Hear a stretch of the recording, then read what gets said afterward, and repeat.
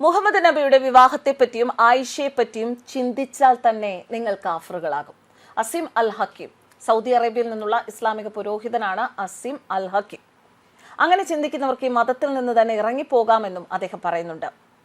മതത്തിന്റെ വേലിക്കെട്ടുകൾ ഉണ്ടെങ്കിലും Saudi Arabia ഒരുപാട് കാര്യങ്ങളിൽ പുരോഗമന ചിന്താഗതി പുലർത്തുന്നതിന്റെ നിരവധി ഉദാഹരണങ്ങൾ അവിടെ നിന്ന് വരുമ്പോഴാണ് എല്ലാവരെയും കാഫിറാക്കുന്ന ഒരു പ്രസ്താവന ഒരു ഇസ്ലാമിക പണ്ഡിതനിൽ നിന്നും സൗദി അറേബ്യയിൽ നിന്ന് വരുന്നത്.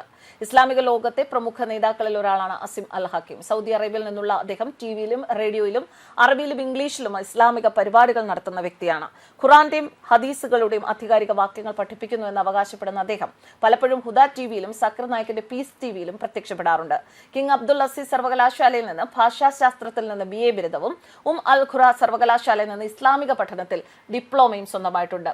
കഴിഞ്ഞ 20 വർഷമായി അദ്ദേഹം ജിദ്ദയിൽ ഒരു പള്ളിയിൽ ഇമാമായി ജോലി ചെയ്യുന്നു. അമേരിക്ക, കാനഡ, യൂറോപ്പ് എന്നിവിടങ്ങളിൽ നിന്നുള്ള പാശ്ചാത്യരുമായി നമുക്കുള്ള ഏറ്റവും വലിയ പ്രശ്നം ആ പ്രദേശങ്ങളിൽ ഇസ്ലാം ഇല്ല എന്നതാണ്. അവർ മറുവശത്തേക്ക് മാറാൻ വളരെ എളുപ്പമാണ്. അതുകൊണ്ടാണ് അവരിൽ പലർക്കും സംശയങ്ങൾ. എന്തുകൊണ്ട് പ്രവാചകൻ ആയിഷയെ 9 വയസ്സുള്ളപ്പോൾ വിവാഹം കഴിച്ചു? വസ്തുതയെ സംശയിക്കുകയും പ്രവാചകൻ മുഹമ്മദിന്റെ വിവാഹത്തെ ചോദ്യം ചെയ്യുകയും ചെയ്യുന്ന പാശ്ചാത്യവൽക്കരിക്കപ്പെട്ട മുസ്ലിങ്ങൾ കാഫിറുകളാണ്. നീ പ്രവാചകനെ സംശയിക്കുകയും ഒരു നിമിഷം അവളെക്കുറിച്ച് ചിന്തിക്കുകയും ചെയ്താൽ നീ ഒരു പൂർണ്ണ കാഫിറാണ്. എന്റെ മതത്തിൽ നിന്ന് ഇറങ്ങിപ്പോവുക. അസീം അൽ ഹക്കീമിന്റെ വാചകങ്ങൾ. പ്രവാചകൻ മുഹമ്മദിന്റെ വിവാഹത്തെക്കുറിച്ച് അധിക്ഷേപം പറഞ്ഞതിന് അദ്ദേഹം മുസ്ലിങ്ങളെ പരിഹസിച്ചു. പ്രവാചകൻ ആയിഷയെ വിവാഹം കഴിച്ചതും അദ്ദേഹത്തിന് 50 വയസ്സുള്ളപ്പോൾ വിവാഹം കഴിച്ചതും എന്തുകൊണ്ടാണെന്ന് എനിക്കറിയില്ല എന്ന് നിങ്ങൾ പറയുന്നത് നല്ലതായി തോന്നുന്നില്ല. പക്ഷെ ഞാനത് അംഗീകരിക്കുന്നു. ഇസ്ലാമിന്റെ പ്രവാചകനെ കുറിച്ച് നിങ്ങൾ മോശമായി ചിന്തിക്കുന്നുണ്ടോ? അത് ചിന്തിച്ചാൽ തന്നെ നിങ്ങൾ ഒരു കാഫിറാകും. സൗദി ഭരണകൂടം, സൗദിയിൽ നിന്നാണ് അദ്ദേഹം ഈ ഒരു പ്രസ്താവന ഇറക്കിയിരിക്കുന്നത്. എന്നാൽ സൗദി ഭരണകൂടം നടപ്പാക്കുന്ന വിഷൻ 2030 അത് മുസ്ലിങ്ങൾക്ക് ഒരു തിരിച്ചടി, മുസ്ലിങ്ങളുടെ കണ്ണിലെ ഒരു കരടുമൊക്കെയാണ് ശരിക്കും വിഷൻ 2030 എന്ന് പറയുന്നത്. ആ ഒരു നിരാശ തന്നെയാണ് ഈ കാഫിർ പ്രയോഗത്തിലൂടെ ഇപ്പോൾ പുറത്തു വന്നിരിക്കുന്നത്. ഇസ്ലാമിക വിശ്വാസികൾ ഏറെ വിശുദ്ധമായി കാണുന്ന മസ്ജിദുൽ ഹറമിലെ കഅബയുടെ മാതൃകയിൽ സ്റ്റേജ് ഒരുക്കി ഒരു ഫാഷൻ ഷോ സൗദിയിൽ നടത്തിയിരുന്നു. ഇത് വിവാദമായിരുന്നു. സൗദി അറേബ്യയിലെ റിയാദിലാണ് ഈ ഫാഷൻ ഷോ നടന്നത്. റിയാദ് ഫാഷൻ വീക്കിനായി ഒരുക്കിയ ഒരു സ്റ്റേജാണ് കഅബയുടെ മാതൃകയിൽ ഉണ്ടാക്കിയത്. കണ്ണാടി പ്രതിബിംബമായ തരത്തിലാണ് കഅബ മാതൃക സ്റ്റേജിൽ ഒരുക്കിയത്. ഇതിനു ചുറ്റും വിവിധ വസ്ത്രങ്ങൾ ധരിച്ച മോഡലുകൾ നടന്ന ദൃശ്യങ്ങൾ വൈറലായിരുന്നു. മാതൃകയ്ക്ക് ചുറ്റും നിന്ന് അർദ്ധനഗ്നരായാണ് വിശ്വപ്രസിദ്ധ ആർട്ടിസ്റ്റുകൾ സംഗീത പരിപാടികൾ അവതരിപ്പിച്ചത്. ജെനിഫർ ലോപ്പസ്, കാമില കാബലോ, സെലിൻ ഡിയോൺ എന്നിവരുടെ പരിപാടികളാണ് അവിടെ അന്ന് നടന്നത്. പരിപാടി ഇസ്ലാമിക വിശ്വാസത്തോടുള്ള കടുത്ത അവഹേളനമാണെന്നും വിഷൻ 2030 എന്ന സൗദിയുടെ പരിഷ്കരണ പരിപാടിക്ക് നിരക്കുന്നതല്ല എന്നുമാണ് വിമർശകർ പറഞ്ഞത്. അറബ് വംശജരെ നിങ്ങൾ എല്ലാ പരിധികളും കടന്നിരിക്കുന്നു. റിയാദ് ഫാഷൻ വീക്കിന്റെ ഉദ്ഘാടന വേളയിൽ വെറും വിനോദത്തിന് വിശുദ്ധ കഅബ പോലെ മാതൃകയിൽ സ്റ്റേജ് സൃഷ്ടിച്ച സ്ത്രീകളെ കൊണ്ട് നൃത്തം ചെയ്യിച്ചു. ഇത് അസ്വീകാര്യമാണ് എന്നാണ് ചിലർ വിമർശിച്ചത്.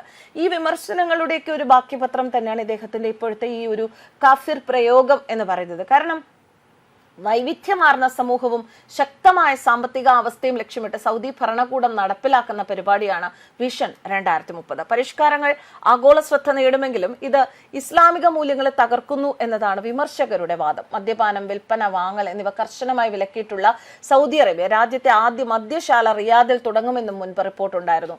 രാജ്യത്തെ മതമൂല്യങ്ങളെ പരിഷ്കാരങ്ങൾ ബാധിക്കരുത് എന്നതാണ് വിമർശകരുടെ ആവശ്യം. ഇതിനു മുൻപും ലോക മുസ്ലിങ്ങളെ മുഹമ്മദ് ബിൻ സൽമാൻ അമ്പരപ്പിച്ചിട്ടുണ്ട്. അറേബ്യയിൽ നിന്നും ഈ അടുത്ത കാലത്ത് വന്ന ചില തീരുമാനങ്ങൾ കേട്ടവരെയൊക്കെ അമ്പരപ്പിക്കുന്ന തരത്തിൽ ഉള്ളതായിരുന്നു. ഒന്നാമതായി മുസ്ലിങ്ങളുടെ ഏറ്റവും പ്രധാനപ്പെട്ട നിഷ്ഠകളിൽ ഒന്നായ ബാങ്ക് വിളിയിൽ ഉച്ചഭാഷിണികൾ ഉപയോഗിക്കുന്നത് നിയന്ത്രിക്കണം എന്നതായിരുന്നു.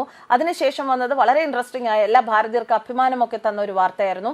ഇന്ത്യൻ ഇതിഹാസങ്ങളായ രാമായണത്തെയും മഹാഭാരതത്തെയും കുറിച്ച് സൗദിയിലെ വിദ്യാർത്ഥികളിൽ അവബോധം ഉണ്ടാക്കണം. അതിനായി ഭരണകൂടം നടപടികൾ സ്വീകരിച്ചു. അത് കഴിഞ്ഞ് 3 മാസം പിന്നിട്ടപ്പോൾ വീണ്ടും ഒരു പരിഷ്കാരം സൗദി നടപ്പാക്കി. വളരെ ശ്രദ്ധേയമായ പരിഷ്കാരം. പണ്ടൊക്കെ സൗദിയിലെ സർക്കാർ സ്കൂളിൽ നൽകിയിരുന്ന പുസ്തകങ്ങളിൽ മുസ്ലിം ഇതര സമുദായങ്ങളെ പന്നികൾ, കുരങ്ങുകൾ എന്നൊക്കെ പരാമർശിക്കുന്ന രീതികളുണ്ടായിരുന്നു. ആ ഭാഗങ്ങളൊക്കെ പൂർണ്ണമായും ഒഴിവാക്കാനായിരുന്നു ഭരണകൂടം നൽകിയ നിർദ്ദേശം.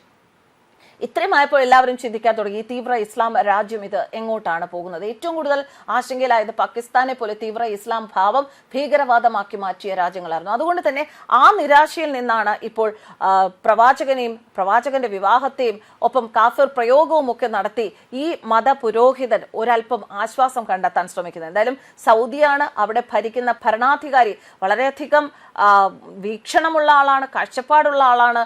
അതുകൊണ്ട് തന്നെ ഇത്തരം പ്രയോഗങ്ങൾക്കൊന്നും അവിടെ യാതൊരു പ്രസക്തിയുമില്ല എന്ന് ഈ മതപുരോഹിതന്മാർ മനസ്സിലാക്കുന്നില്ല എന്നതാണ് ഏറ്റവും വലിയ ദുഃഖകരമായ കാര്യം. ന്യൂസ് ഡെസ്ക് കർമ്മ ന്യൂസ്.